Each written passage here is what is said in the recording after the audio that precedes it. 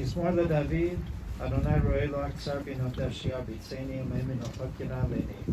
נפשי ישווה וימתני במגבי צדק למען שמו. גם כי אלך בגיא צמא ולא ידע כי אתה עמדי, שבטך משענתך המה ינחמוני. תערוך לפני שולחן נגד צורריי, דישנת בשמן ראשי כוסי רוויה. הטוב וחסד ירדפוני כל ימי חיי, ושבתי בבית שרוני לאורך ימים.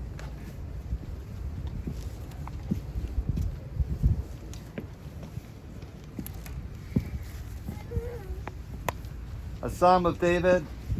The Lord is my shepherd, I shall not want. He makes me lie down in green pastures. He leads me beside the still waters. He restores my soul. He guides me in straight paths for his name's sake. Yea, though I walk through the valley of the shadow of death, I will fear no evil, for thou art with me. Thy rod and thy staff, they comfort me. Thou preparest the table before me in the presence of my enemies. Thou hast anointed my head with oil, my cup runs over. Surely goodness and mercy shall follow me all the days of my life, and I shall dwell in the house of the Lord forever. Do you want to be seated? Yeah. Please be seated. Be seated.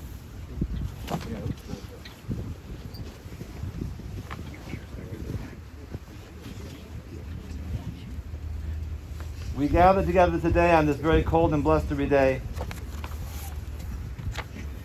with our hearts filled with grief to express our deep abiding love and to say goodbye to our dear beloved Toby Gross, an extraordinary woman, devoted, caring, loving wife, mother, grandmother, great-grandmother, whose love built this extraordinary family and filled the hearts of every one of its members and spilled over to touch so many friends, members of the broader community. Her light shined forth like the sun, bringing warmth and joy and love. And it's hard to comprehend that light is not there now, although we still feel its warmth even now, and the beauty of the legacy of love that she leaves behind. I want to take a moment to read Eshet Chayil, the last chapter of the book of Proverbs, a woman of valor, because if there was any woman who fulfilled the midot, the qualities described in this passage, it is Toby. Eshet Chayil mihim sabra chok mibnini michra. What a precious find is an Eshet Chayil, a woman of valor. Her worth is far beyond rubies. Her husband puts his confidence in her and lacks no good thing. She is good to him, never bad, all the days of her life. She opens her hands to the needy and extends her hand to the poor. She is clothed with strength and splendor. She looks to the future cheerfully. She opens her mouth with wisdom. Her tongue is guided by kindness. She oversees the activities of her household and never eats the bread of idleness. Her children come forward and bless her. Her husband praises her and says, "Many women have done superbly, but you surpass them all." Charm is deceitful and beauty vain, but the God-revering woman is much to be praised. Extol her for the fruit of her hand. Wherever people gather, her deeds speak her praise. Indeed, we've gathered today to speak her praise, to recount all the love and the goodness that she shared with all of you, all of us, to remember her and to honor her and to express that love back as we lovingly trust her into God's care. A number of members of the family are going to be speaking today. I'm going to call first upon Toby's sons, Harley, then Jeff, then Gary, then David. Oh, Kriya, yeah. Harley, before you do, let's wait to Kriya really quickly. I forgot to do the... I'm going to pause one moment first to do the Kriya. Oh, it's all right.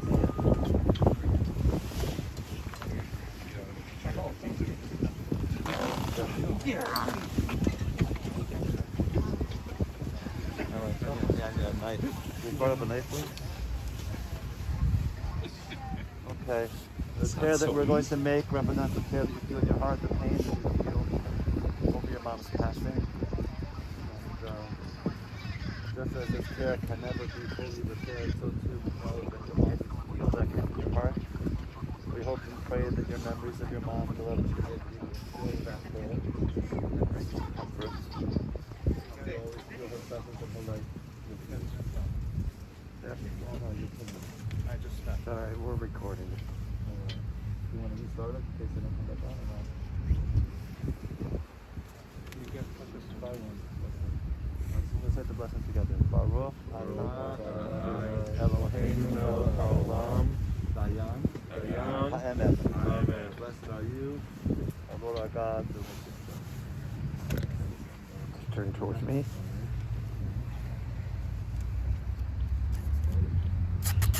You're fine.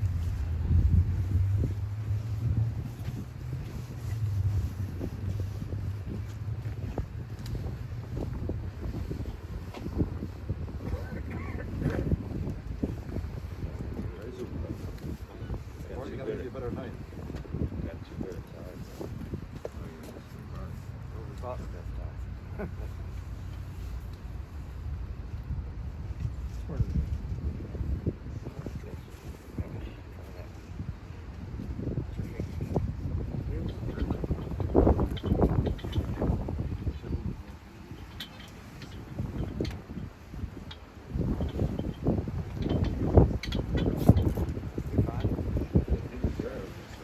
Doesn't matter. Left side.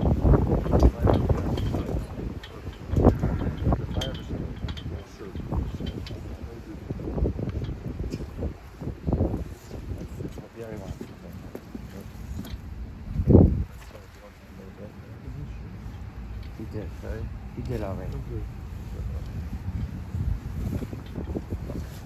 Should we start?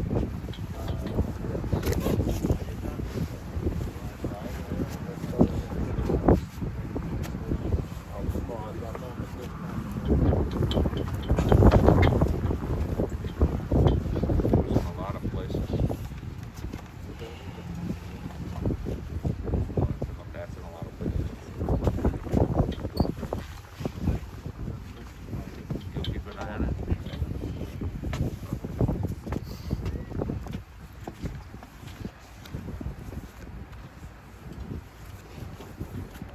Dear Mom, I thank you for all the kindness, love, generosity, and nourishment that you gave so freely to your husband, sons, family, and friends. You looked after all of us.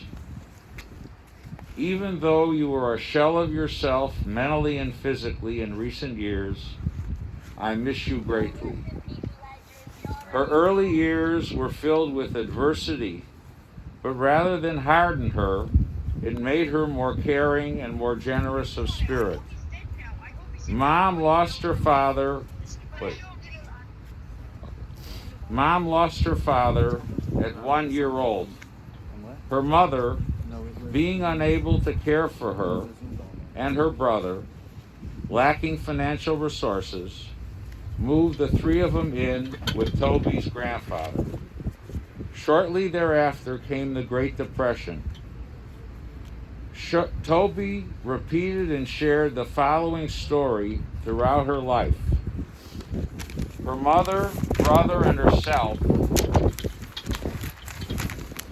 were on the D&C, that's the Detroit and Cleveland, a boat that traveled between Cleveland and Detroit. They were going to visit family. At the time, she was a young girl and asked her mother for a cup of cocoa. When it arrived and learned that it cost 25 cents, she felt such guilt for having ordered something so expensive. Throughout her life, she was able to be generous with others, but not herself. The focus of her life was the care of our father and her 4 sons. She used to say that her life began when she met Mort.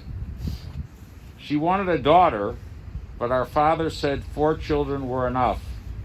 In later years, as a substitute, she lavished her love on her daughters-in-law. She was the guardian and protector of her 4 sons. When I was in 3rd grade, my teacher called Mom in for a conference, where my teacher told her that during class, I would get up and walk to the window and look out. My teacher was unhappy about this behavior. Mom asked if I was disturbing other students, and the teacher said no. Mom said, "Then let him wander to the window." She was generous with her love and caring of her grandchildren. During my divorce and single father period, she paid extra attention to my sons Jean and Abe. Her grandson Aaron said she was the sweetest grandma. She taught her grandchildren to swim. As you all know, Mom was afflicted with Alzheimer's for at least 18 years and was in Montefiore for over 14 years. Dad visited her daily until the last several years of his life. The kindness and care that she gave Dad was certainly repaid during his later years. For over 16 years at least, both at home and Montefiore, she was lovingly cared for by Willeen Childress. I know you're here. Our family can't thank you enough. In recent years, Willie was helped by aides Deborah Pittman, Debbie Moore, and Rachel Ferguson. Thank you. Mom, no family could have asked for a better wife, mother, grandmother, and great-grandmother. I miss you and love you. Farewell. Jeffrey.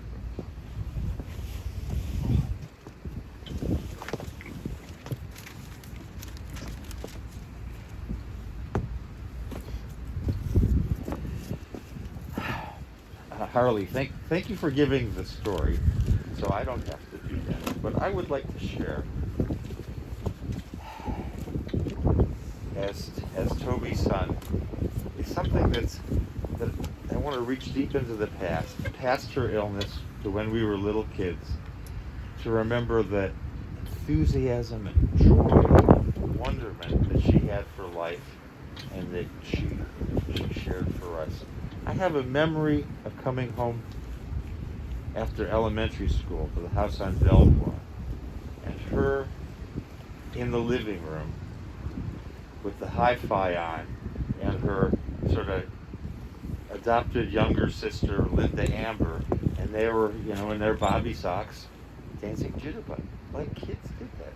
But Mom did it with this joy and enthusiasm, and I think the four of us would get up and dance with her, if you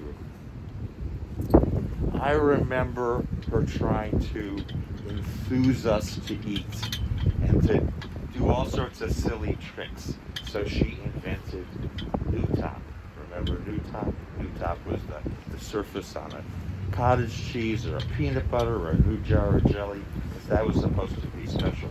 Of course, the four of us would tumble around with it, and instead of sharing the New Top food, it became a competition. Well, there's just silly stuff like that. We took a lot of car trips. It seemed like we were always on the Pennsylvania Turnpike. I don't know where we were going, to Philadelphia, to Miami, wherever we were going.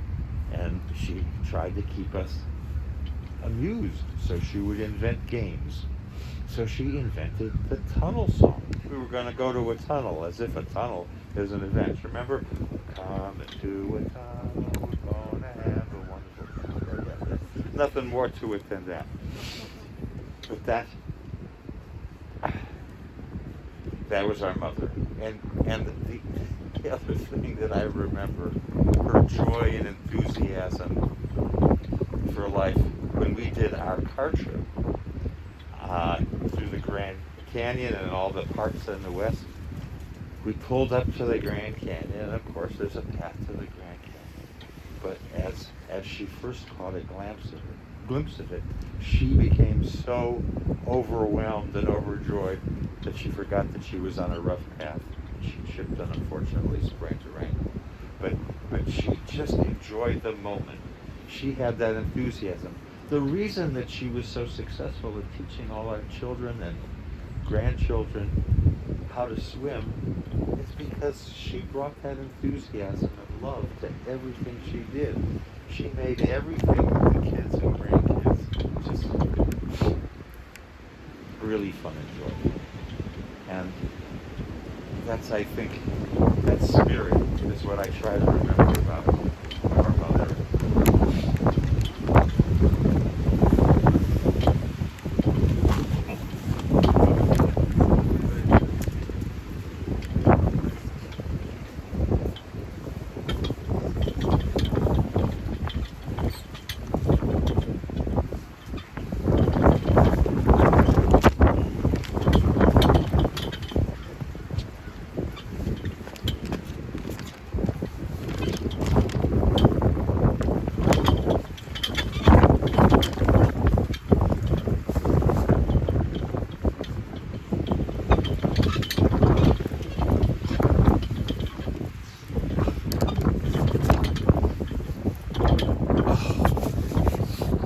I think we all struggle with this stuff.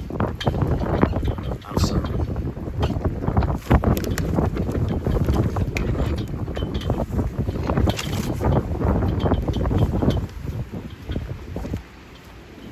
All right, so it won't be so neat. I'm not surprised that my brothers said some of the things that I would say. There's of course a lot of similarities, but I'm going to take a slightly different attack. I said it the other day when Harley and I David were talking to Rabbi Weiss, that I looked at her life. I looked at her life in four major segments. Harley certainly touched on her earliest years, and they were sad. They were very tough for her. But it changed her, and it was her. She always remembered her childhood, and it affected everything that she did the rest of her life. The second chapter was also referred to by my brothers. That was the upbringing that she brought to us. She got married to Dad in 1948, and I'm going to pick it up with what I'm going to call the third chapter, which began in 1976. But before I get there, I just want to, I see there's a big crowd, and it's not the nicest days, but nobody decides when they're going to pass away. So I thank you all for being here. It means a lot to the family. In 1976, at the age of 52, our dad semi-retired. Almost immediately, they purchased a 37-foot boat. This changed their lives completely. Mom and Dad would spend roughly 3 weeks a month in Florida, living on the boat, and 1 week in Cleveland, taking care of matters here. Then, in 1980, Dad retired completely. So, of course, I'm not certain the exact time, but they wanted a larger boat, a 50-footer with 3 staterooms and 3 heads. Each of the 4 sons of the families would visit them in Florida on school breaks. Mom couldn't wait for our visits. She loved nothing more than having our kids sleep on the boat while the parents had the hotel rooms nearby. No visit from the grandkids was too much. She loved preparing meals and playing with our children on the boat and in the pool. And Harley mentioned one of these things. She taught us to swim, and I think she taught many of the grandchildren how to swim too. And she also taught the kids to play rummikub, and they would spend hours doing it on the boat. The highlight of their boating life was their annual 4 to 6 week trip, primarily to the Bahamas, visiting remote islands accessible best with their boat. There they fished and played in the water. Dad served as captain and Mom as first mate. On their fishing outings, Mom would steer the boat from the bridge toward the birds who were looking for fish and diving down to the water. She would yell out to Dad in the cockpit below to be ready to catch fish. They caught lots and lots of fish, made tuna sashimi often, and drank plenty of vodka. I believe that some of their favorite times were when the two of them were alone and they would anchor out. No one was around. They would go swimming after a hard day fishing. I leave the rest to your imagination. This was a 20-year joyful period, 6 months in Cleveland and 6 months on the boat. Both Mom and Dad had less day-to-day responsibilities wherever they were, so that Mom and Dad could devote more time to each other. Just know that Mom, in whatever location she was always helping her children, their wives, the grandchildren, and her mother, our Grandma Gertie, who had an apartment near them in Florida for the winter months.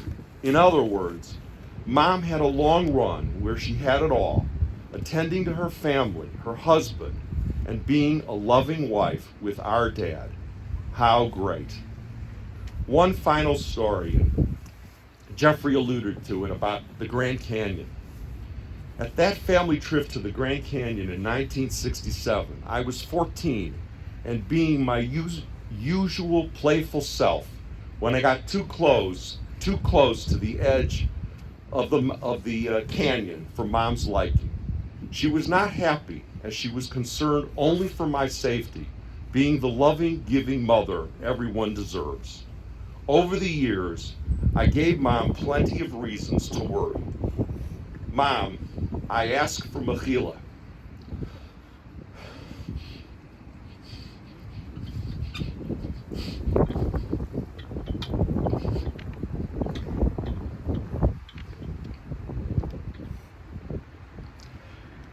For forgiveness for any wrongdoing I've done to you.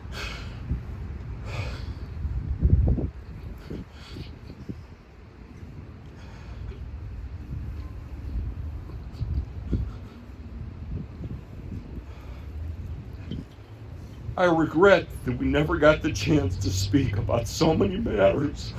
I love you, Mom.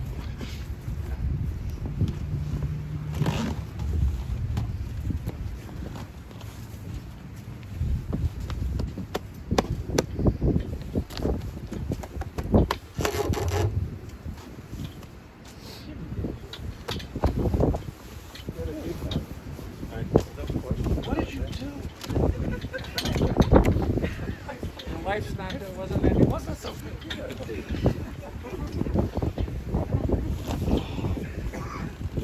Gary was such a good boy. I just want everyone to know that.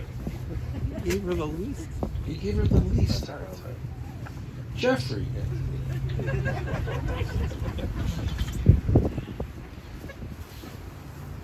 Seriously, I can hardly remember. The last 18 years of Mom's life, I can hardly remember the times that came before. And I've spent many times in the last 18 years trying to access those memories when her illness overshadowed that time.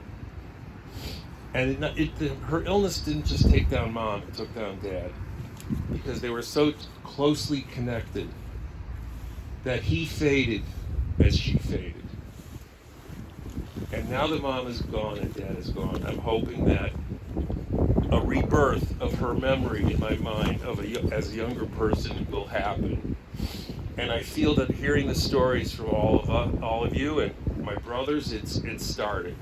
And I'm really looking forward to that, because, you know, when a person dies, you don't stop having a dialogue with them. You just have a dialogue in your head. So I'm looking for a new dialogue with my mom. And the sad thing is, people say you never have a chance to say goodbye. But I think, ironically, we've all said goodbye to Mom every time we see her for so long, because you know that she was in such a tender place. Anyways, there's a lot more other fun times. We had a fun house, sort of a cross between the Honeymooners and I Love Lucy. And every day it really picked up when my dad came home.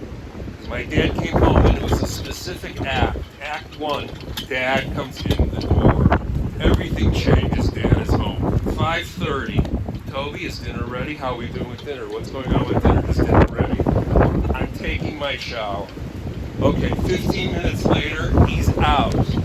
What's for dinner? Dinner was on the table. How she did this with 4 sons, 6 years apart, but dinner was on the table, 5:45, 6 o'clock, and at that moment, just as the food was about to be served, my grandma would call.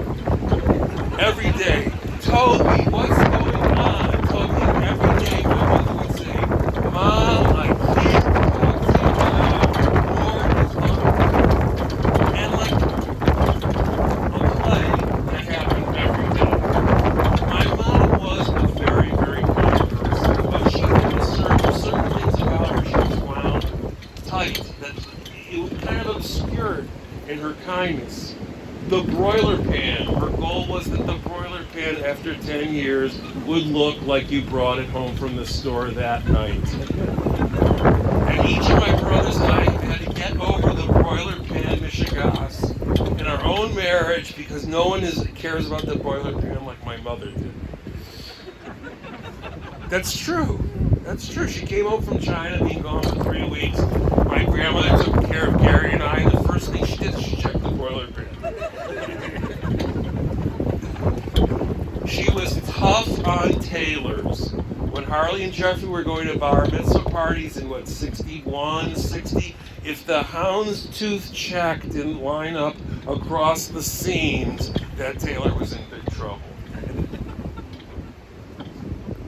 She was very athletic, my mother. We used to play ball on the street in Groveland, and my mother would participate. How old was Mom then? 38, 40, and she could hit. My mom was a pretty good hitter, and she could throw. In fact, one time they were on the boat in Salt Fork, and they had a fishing boat, and my mom drops off my dad to go get the stuff in the car, and my mom's in the car with the dog, and she's fooling around, driving around, waiting for my dad to call her back. And he says, Toby, you have the keys from the car, And she tosses them like 30 yards right onto the dock. My dad goes, you could have dropped, the keys could have gone in the water, then we'd be stuck. She was like, I don't know, I knew I could do it. So there was a side of her that, you didn't always see. She also could do certain things. She could stand on her head.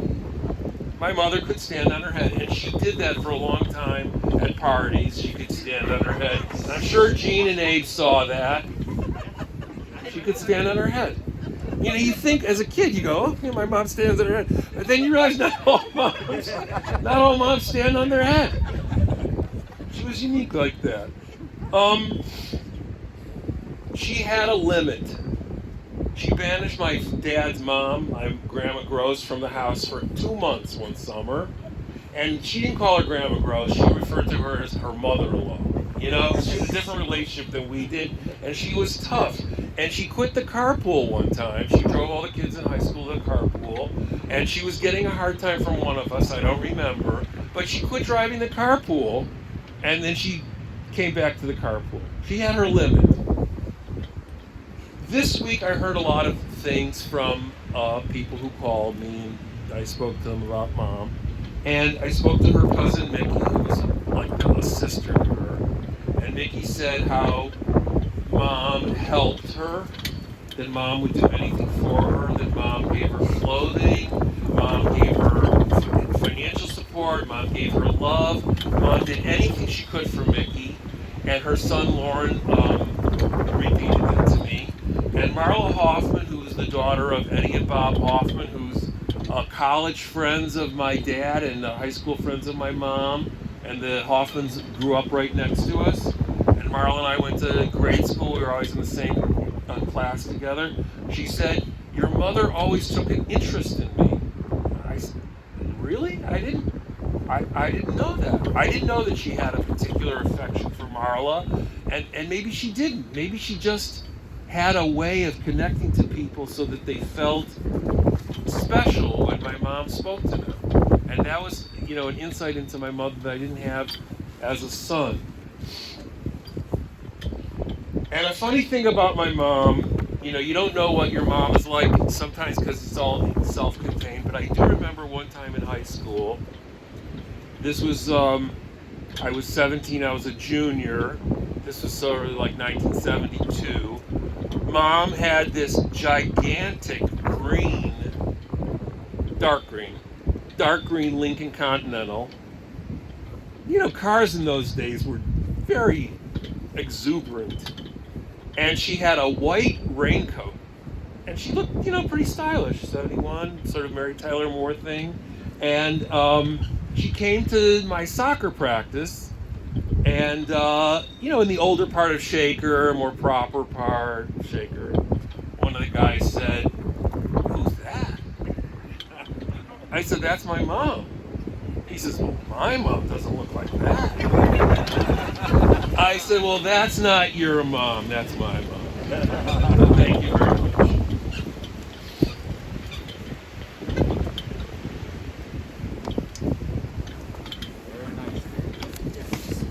Very beautiful words from all four of you. Now I want to call upon some of the grandchildren to speak, one from each family. Jean, then Zach, then Rachel, then Carolyn.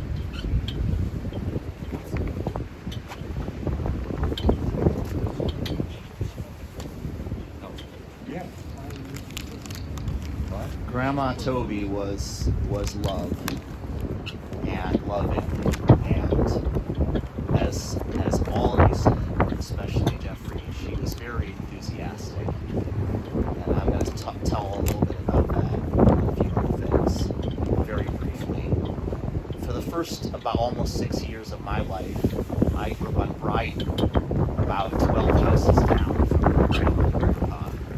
And Grandma Toby really put the mother in grandmother.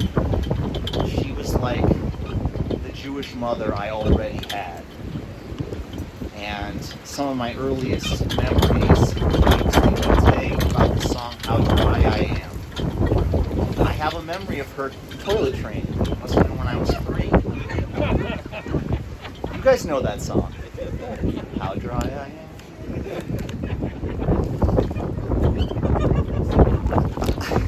And I have a memory of her telling me about the 3 little pigs. I was probably about 5. I spent a lot of my childhood in that house and with her. And that was very special. Some other memories, the Bahia Mar. Everyone mentioned how she taught us all to swim. She also taught my children how to swim. She taught her children, her grandchildren, and some of her great-grandchildren how to swim.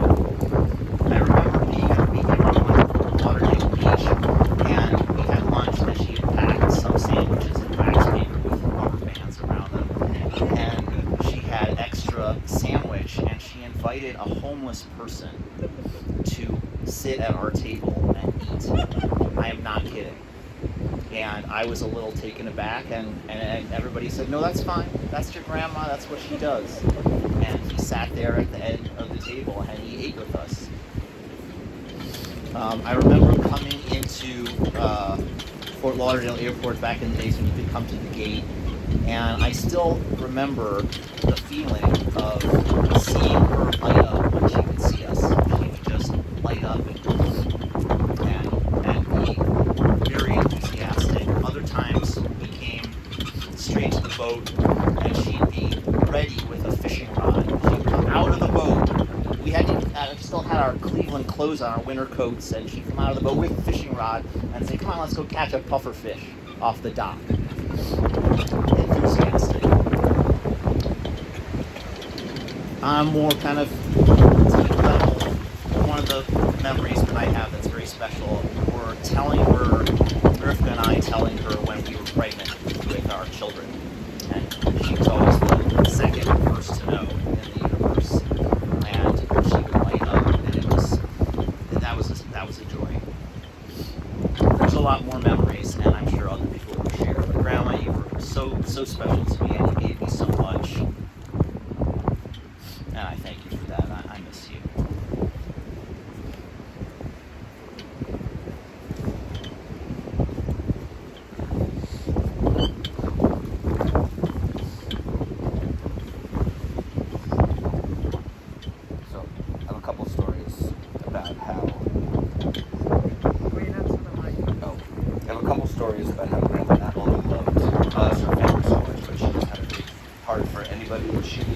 just met or had never met. And was one of the reasons why we named our son after her, because she just was such a lovely, wonderful presence.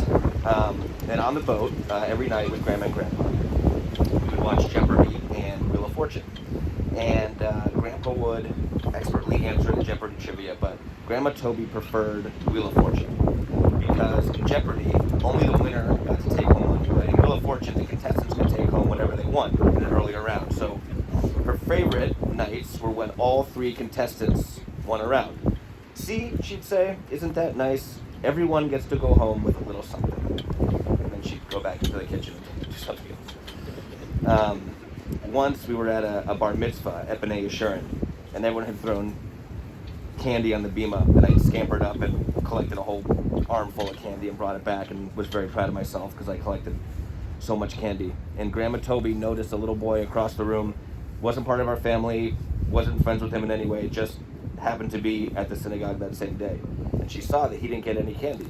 And she came up to me and she said, "You're going to march over there and you're going to give him some of your candy." And I was like, no, this is my candy. I got it all myself. And she said, "No, you're going over there." And so I walked over there and I gave him a few pieces, and then I came back. But that was Grandma Toby. Everyone should go home with a little something.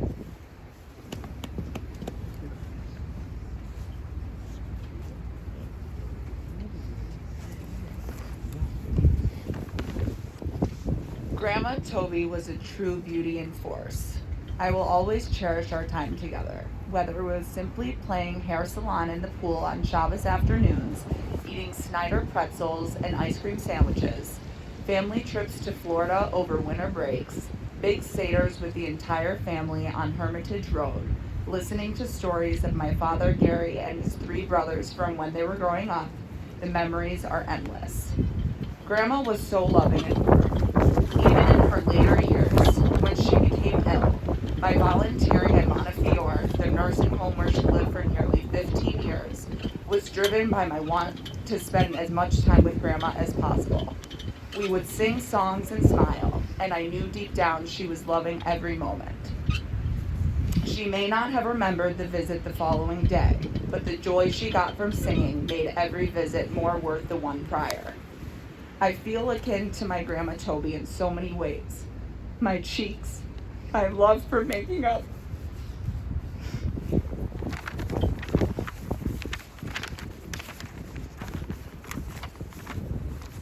My love for making up little ditties and the repetition of them. The list goes on and on.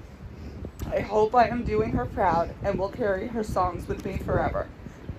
In October, just 2.5 months ago, I was lucky enough to wear my Grandma Toby's suit that she wore at my bat mitzvah on my wedding weekend on Shabbos morning to shul.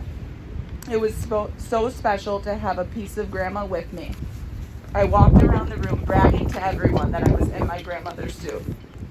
I so wish she could have been there in person. There are many milestones she missed of mine, my father and mother, my uncles and aunts, my sisters Sarah and Emily, my 7 first cousins, all of our spouses, and the 28 great-grandchildren. This is her legacy, our bustling, boisterous family. We love you, Grandma, and are happy you are no longer suffering. We will always miss you.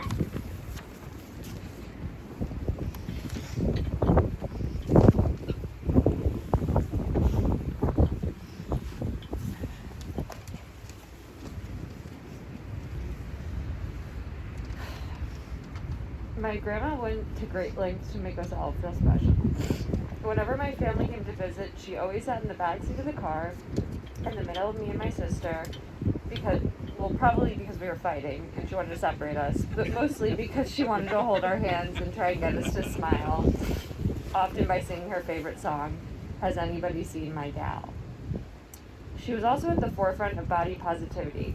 She taught all the female cousins about puberty well before most of us were ready for it, and proudly referred to her thighs as Grandma Toby thighs, saying the bigger the thighs, the more grandchildren she could fit on her lap. She was also the best storyteller. And as a mom of 4 boys under 6, she had a lot of stories to tell. Every time the family got together, the cousins would jostle to sit on one of Grandma Toby's thighs, as she captivated us with an exciting adventure about our dads. Every story had high stakes and was often a life or death situation, or worse, threat of punishment by Grandpa. Like the time my dad cut through the woods and got stuck in the mud, Grandma, with her special supersonic grandma hearing, picked up on the faint sounds of "help me," and rushed to action, tearing through the woods in the backyard, only to get stuck herself. Well, thank goodness Grandpa had plywood in the garage, otherwise the fire department wouldn't have been able to pull them out, and they'd be stuck forever. Or the time Grandma and Grandpa locked the car keys in the house on the way to my Uncle Jeffrey's bar mitzvah. The clock was ticking, it was getting down to the wire. Were they going to cancel services? Would the rabbi cancel the bar mitzvah? Luckily, my grandma had the bright idea for my dad, the youngest and the smallest, to crawl to the milkshake. They made it to shul just in time, as she would say. Or the time they went to Yellowstone and were approached by a big brown bear while sitting at a picnic table eating tuna sandwiches. The bear was so close to her touching her, I would say, but luckily she scared it away and saved the day. Exaggerations or not, and probably without her even realizing, Grandma was always the heroine in these situations. And that's who she was to us. She was superwoman.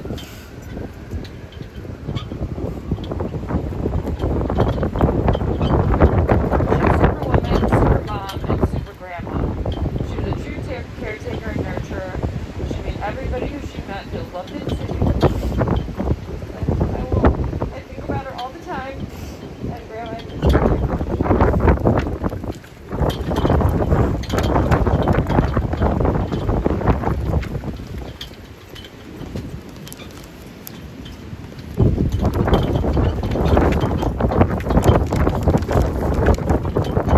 share a few words.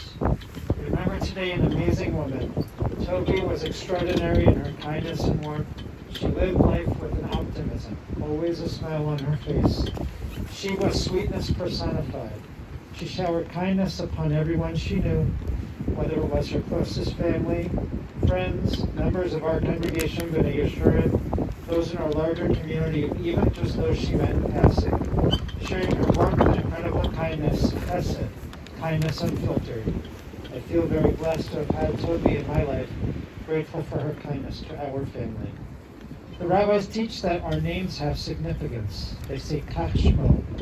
They're a legacy bequeathed to us, the challenge to live up to, and the guidepost to strive for. Just as Mark's name was Moshe, he was an incredible leader, patriarch of this family and our congregation. Like Moses, he built with strength, he guided with principles, he shared his lessons with his sons and the next generations. So too our beloved Toby. Her name was Tova, which means good, or goodness. Not an easy name to live up to, but Toby made it look easy. She was good through and through, 100% sweetness and kindness. As the matriarch of this family, a matriarch of our congregation, her goodness, her Tova, served as a model for each of us. How to care for others, how to care for those closest to us, how to lead with a quiet inner strength in a house full of strong and loud boys. Her smile, her kindness reminded us the most important thing is to live life with Tova, to be good to each other, and that's the legacy that she's left for me.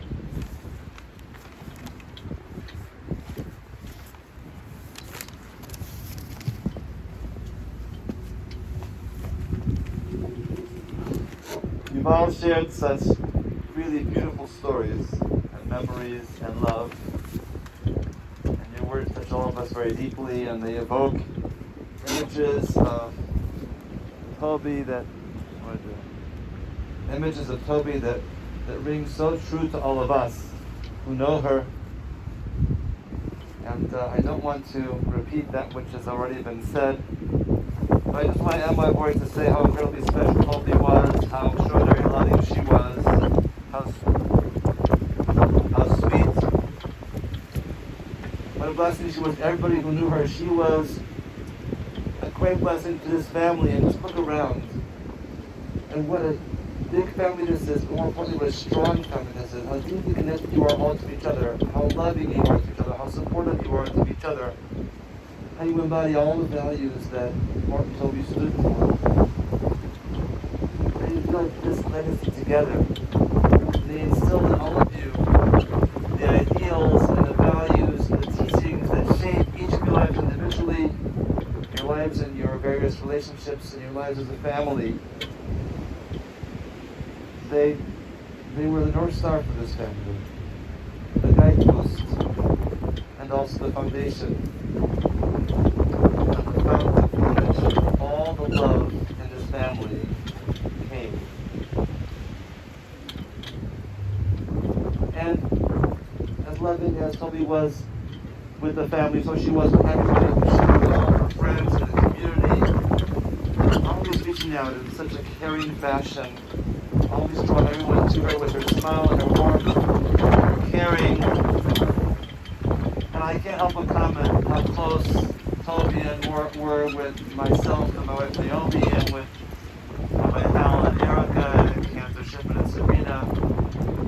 How we all were blessed by such extraordinary, wonderful, close, deep friendship with them, and how they welcomed us when we each came to town. You know, it's hard coming to Cleveland as an outsider.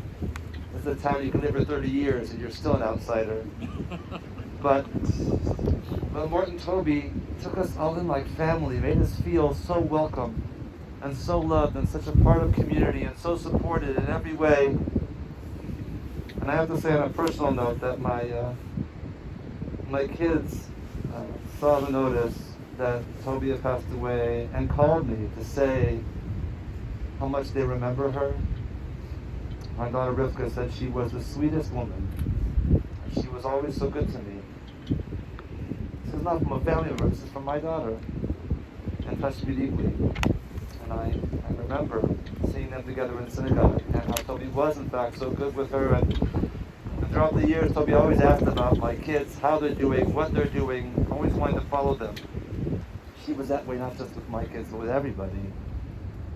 She was really a people person, and really so much a community person.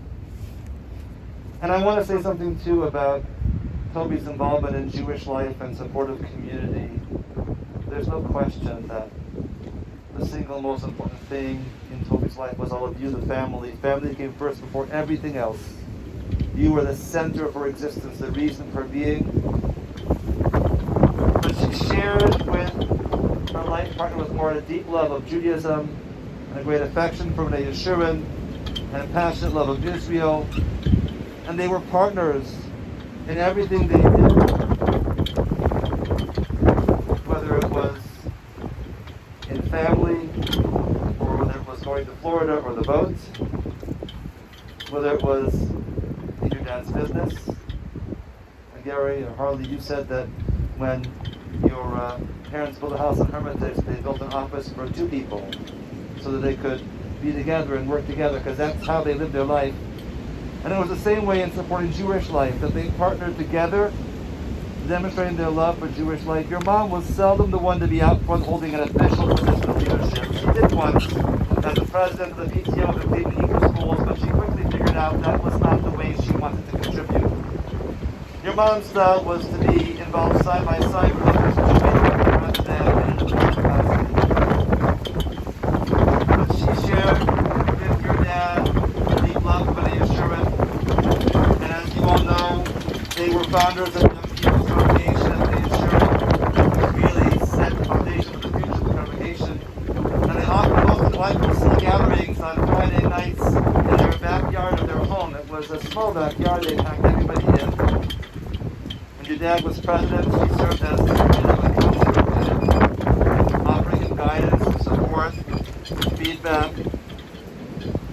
Together they established the synagogue's new campus and gave us the gross atrium and left a legacy of endowment to ensure the synagogue's future. They were always in synagogue together, whether for Shabbat or holidays, for a fundraiser or a social event.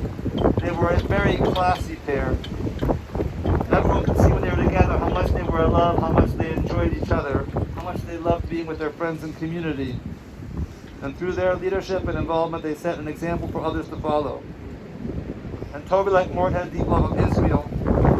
She and your dad took their first trip of many to Israel around 1960. And she volunteered, among other things, for Church National Fund, invested along with your dad in his whole lives. And she and your father were pillars of the greater Cleveland Jewish community and the Federation. And they shared a deep love of the importance of Jewish learning as the foundation of Jewish life and the guarantor of its future, which found expression in the creation of the Gross High School campus at the synagogue and a major endowment to support Jewish language studies at the Jewish Theological Seminary, and of course their pride and joy in the most extraordinary gift of this community, the Gross Schechter School. Their support made the new campus of Schechter possible, and their leadership and support helped the school thrive throughout the years. And they took special pride in the school's accomplishments, and generations of children are raised to be committed Jews. And there were so many other causes they supported, too many to list them all here. Whenever Toby and Morton saw a need, they were always first to step forward.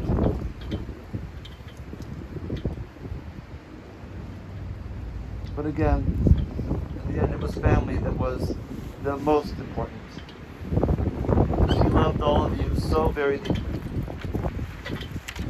Toby was the ultimate caregiver, always able to understand what others needed and to be there to support them and to help them. She was a peacemaker. She knew how to bring people together, how to lower the temperature. She was sweet and loving and gentle and selfless, always putting others first, and deeply caring. I know that Toby was a great blessing to all of you, indeed to all of us. I just want to say that you were all a great blessing to her also. Each one of you returned her love so many times over. And the same way that she watched over each of you through the years, you watched over her, made sure her every need was met, gave her the support and the care that she needed, stood by her side through thick and through thin, often through challenging times. Never for a moment forgetting what she meant to you, how much her love meant to you. And no doubt for Toby, the greatest gift of all that you give her is looking down, she can see so much that she elevated, how she lives on for all of you, and always will. So look for her deep inside yourself. Let her continue to give you the strength and the wisdom and the love, the inspiration and the guidance to continue to be a blessing in the world the way that Toby was. Such an extraordinary blessing to you, the family, to all of us who knew her, and to our world. May Toby's memory be for a blessing, and we say, Amen. Amen. We'll rise now for the memorial prayer.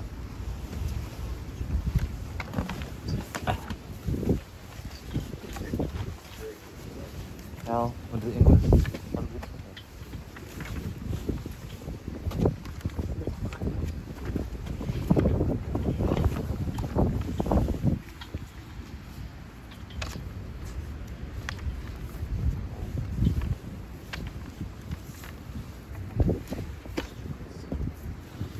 El Malewachamim Shochen Bamromim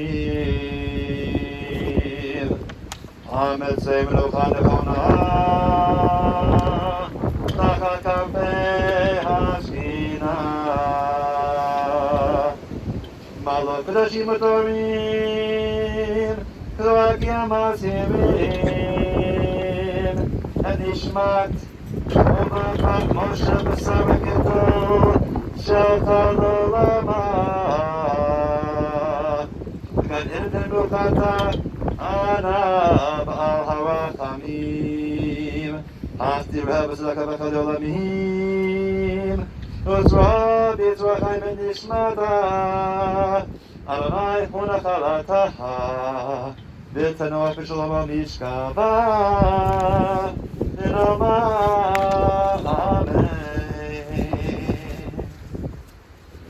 Exalted, compassionate God, grant infinite rest in your sheltering presence among the holy and pure to the soul of our beloved Toby, Toba, who has gone to her eternal home. Merciful One, we ask that our loved one find perfect peace in your eternal embrace. May she merit the reward for living a life filled with kindness, righteousness, love, and dedication. May her soul be bound up in the bond of life, and let her rest in peace, and we say, Amen. At this time, we're going to lower the casket into the grave.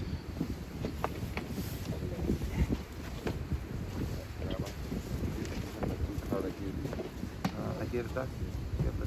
This one? You did? Yeah, I gave it to her and handed it to you. No, I have one. I think I got more. We'll get another one. And this is your I'll share. I could share it. I'll share. Well, Barb will have another one. I'll share. Go ahead.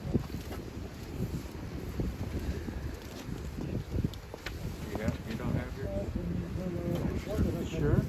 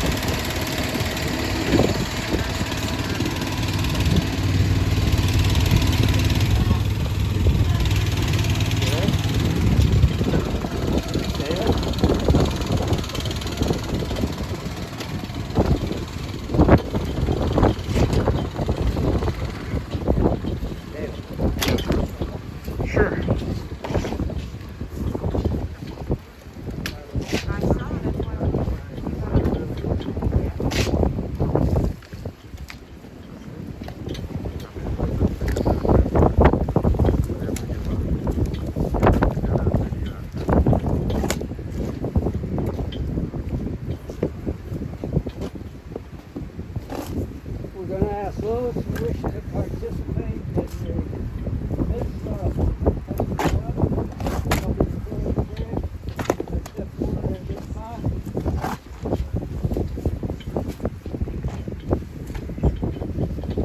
Remind me, please, as you step forward to participate in hovering over the grave, that the custom is we don't pass the shovel from one person to the next to show that we don't desire to pass along sorrow. So please return the shovel to the earth for the next person to take it from there.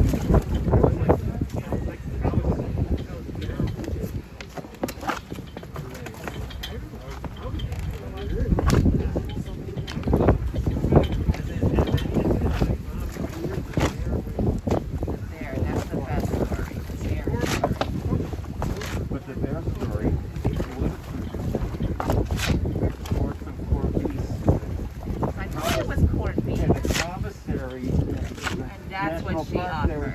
Hebrew National Park. It was the first time we had to meet in 2 weeks. She wasn't going to let the bears have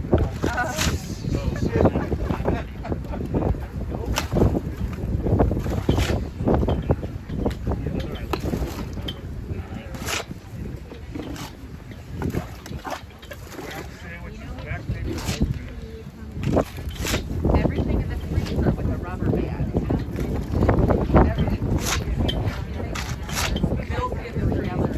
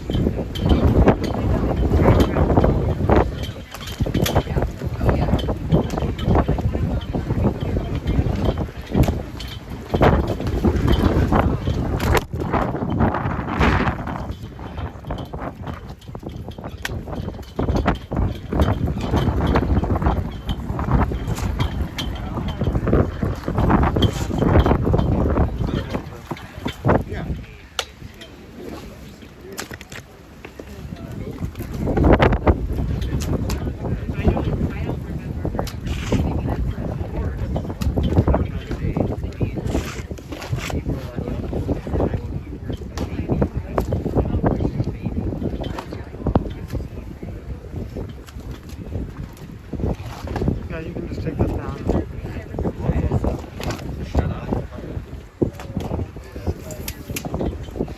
No, because he still has to say Kaddish.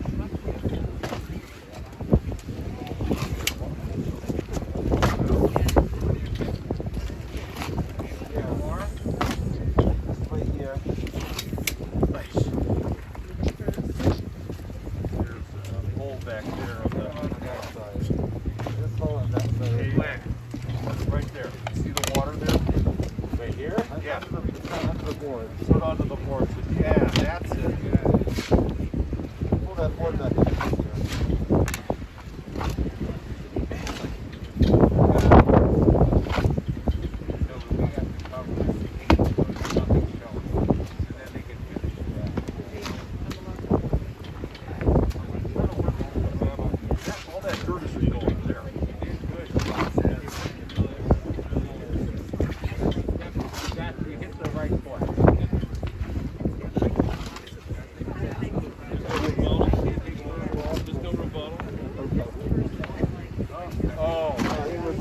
One more spot right here. Right here in the corner. Here.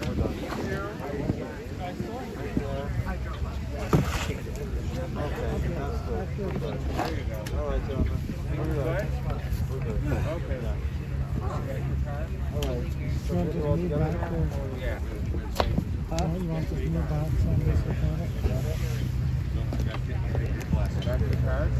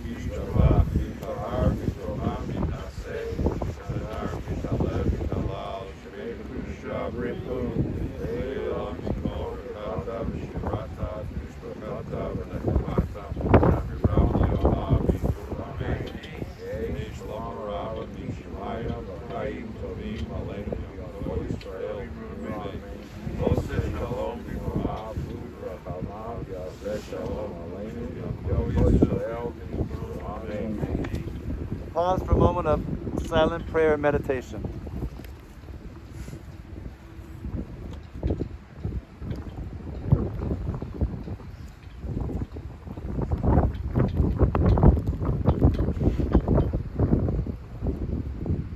The earth inherits that which is mortal, but only the dust returns to dust. The soul which is eternal returns to God who gave it. And in another sense, God gives us the ability to live on through deeds of loving kindness which time cannot destroy. We have gathered together to bid goodbye to our beloved Toby. Grateful for the gift of her life, we pray that her words and deeds have a profound impact upon our lives. With a contrite heart, we repent of any wrong we may have committed against her and grant that her sins be pardoned. O Lord, we pray, grant Toby a place of blessing, honor, and glory by your right-hand side in heaven. Grant her the life that is stored away for the righteous, a rich reward for all of the love and the goodness that she shared in this world. You, God, who are the Father of orphans and protector of widows, we pray that you watch over the souls of all the members of Toby's family which are bound up with her soul. Comfort them in their time of loss. Grant them healing, hope, and strength.